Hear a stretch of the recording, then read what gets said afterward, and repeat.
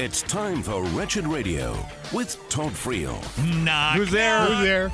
Oh, too soon. Doesn't anybody make rehearsal anymore? Like we've ever done that. This is Wretched Radio 2, 3, 4. Knock, knock. Who's there? Who's there? I thought for sure you were going to leave me hanging. Nope. Wouldn't do that to my host.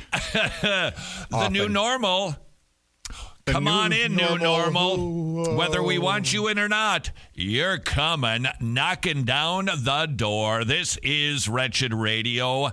Every generation that experiences something cataclysmic has a new society facing them. Things changed. Futurists make a living predicting what will this event cause our culture to look like in the next decade or century. That is the question we would do well trying to answer. How will the world look when we are hopefully done with coronavirus season? There is no question about it. There will be very large changes. Consider the Black Plague. The Black Plague, which happened in the Middle Ages, it killed a lot of people. This was the bring out your dead era, where people would literally be shoveling a hole and then drop dead and be shoved into it because they had to be put someplace. They were dropping like flies. It was a terrifying time to live, and people were getting radically, just instantly zapped. Did that change the culture? Of course it did. It actually had a cataclysmic shift in society. Workers were dying, but so too were the employers. It was a fiefdom. There were serfs and there were masters, and they were all dying, and it radically changed the social structure. We went from the people who had and the people who worked to all of a sudden, the people who worked had much more value, were able to command much higher prices. And so, if you will, they moved up from poor to maybe lower class or even middle class. It changed the relationship between worker and boss. That was one of the changes. If you look through the Industrial Revolution, if you consider the Communications Revolution, it changed the way that we live. And this will be no different. Tim Challies, he gave it a go. He stepped into the, what's the name of it? The batter's box. Don't forget, there's a reason we're not a sports talk program. He stepped into the batter's box, gave it a go with an article titled, "What Will the New Normal Look Like?" Of course, nobody knows the future but the Lord. But perhaps there are some things we could consider so that the church can respond rightly. We will have the answer to whatever the question is, but if we know the question before it's being asked, we can start offering up solutions to potential problems. We can be the ones in culture that actually can say, hey, we know how now we shall live. Let's get ahead of it, perhaps, shall we? Tim Challies, he spent some time talking about family life. How will this change family dynamics? How will this change sending off your child to university? Now, Tim is up in Canada. He sends two of his kids down to America. What happens if it gets closed down again? Can he get his child back to Canada? Or do you have to have international insurance? There's going to be a lot of those considerations. The ones that I found more interesting, though, are the ones related to the church. How will this change church? I suspect a lot. My prediction will be that when this season is done, church attendance is not going to go up. It will stay the same in good Bible-based churches because it'll have a higher percentage of actually regenerated people who love the local body. But I think in this big thing we call evangelicalism, these, quote, nominal Christians, these Sunday Christian or Christmas and Easter Christians, they're not going to go to church anymore. They can get it online. They're perfectly happy. They're totally content with getting church online, which is why I would like to suggest to you, maybe, just maybe, we stop calling it church online. Was talking to a buddy of mine, Luke Folsom. He's a pastor at a lovely little Baptist church in Crabapple, Georgia. Tell me that doesn't just sound delightful. Well, it is a charming place. Been there, seen that. It's really a sweet place. And he's pastoring, and he is making sure with the other pastor that is leading Crabapple, they're not doing church on Sunday, period, at all. They are going online.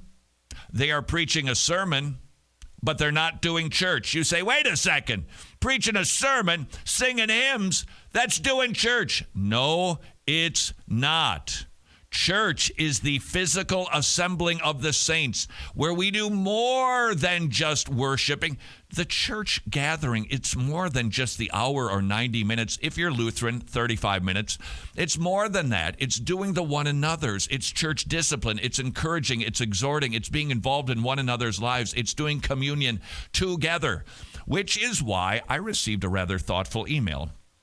I believe his name was Michael, if I'm not mistaken, saying, hey, whoa, Friel, you're saying that you shouldn't do communion online. Let's see, here it is right here. No, that's not it.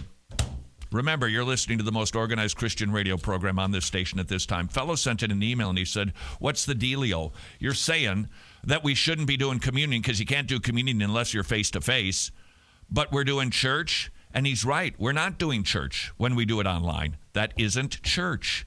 And perhaps we would do well. Luke said they're making it a point to tell everybody, this is not church. You're not doing church on Sunday morning because we must be physically together. We are trying to feed you as best we can through this unusual season, but we are not doing church. And I think that's a good word.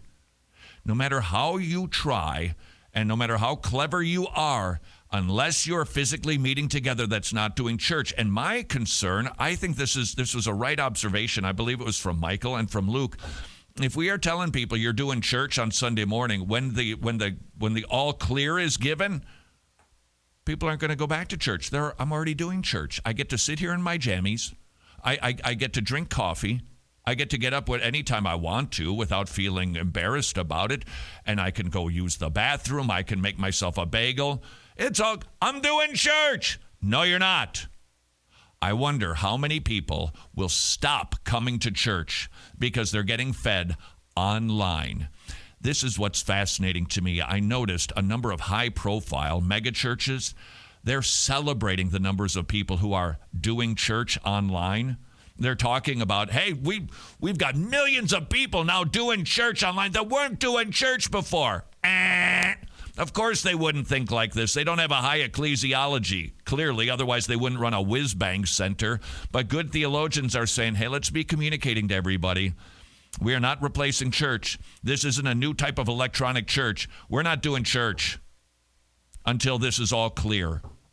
That, I think, is a very good word. How many people will stop coming to church in the future? Tim Challies, is it possible? We'll soon be told we can meet in crowds again, but only if sufficient safety measures are put in place. We went to Lowe's, I think it was last Saturday. That place was swarming with people. Everybody's trying to do their gardening. They're going stir crazy, so they're buying their gardening stuff to do something. And so you have to wait to get in line to get into the building because they're only letting so many people in. And as we walked in, there's a guy with a clicker counting how many people are currently in. And then you have to hold out your hands so they spray you with germ killer. Now, look. These are your people. I'm telling you, this is the type of society I would have created where it's everywhere you go. You just look at something, you have to have your hands squirted with germ killer. That's different. Will that be the case in church? Germ kill before you come in. How many people will want to gather for corporate worship if that involves hand washing, safe distancing, face masks, and so on? I don't know if you recall this. It was Dr. Bricks. They were doing one of their daily press conferences, and the president asked her, when will this, will this press room ever be just filled with people shoulder to shoulder again? And you know what she said? Well, we've learned a lot about infectious diseases. And depending on how this turns out, it will determine how it is that we gather in the future. Whoa, what? Are you kidding me? So there might be a day when we don't we all have to be 6 feet apart. Is that going to change church? Yeah. How's about this?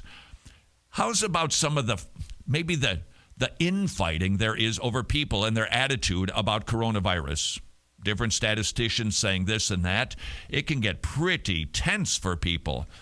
So now you go to church. Will there be arguments from people who are wearing masks and those who are not wearing masks? I can't believe those people aren't wearing masks. I can't believe those people are wearing masks. I can't believe those people, they won't sit next to it. They won't shake hands anymore. Oh, they shake hands. I can't believe they shake hands. Is this setting us up for some new issues that we're going to have to deal with? Oh, yeah. And a whole lot more. We'll continue to take a look at what the new normal will look like next on Wretched Radio. Welcome to a world without Wretched.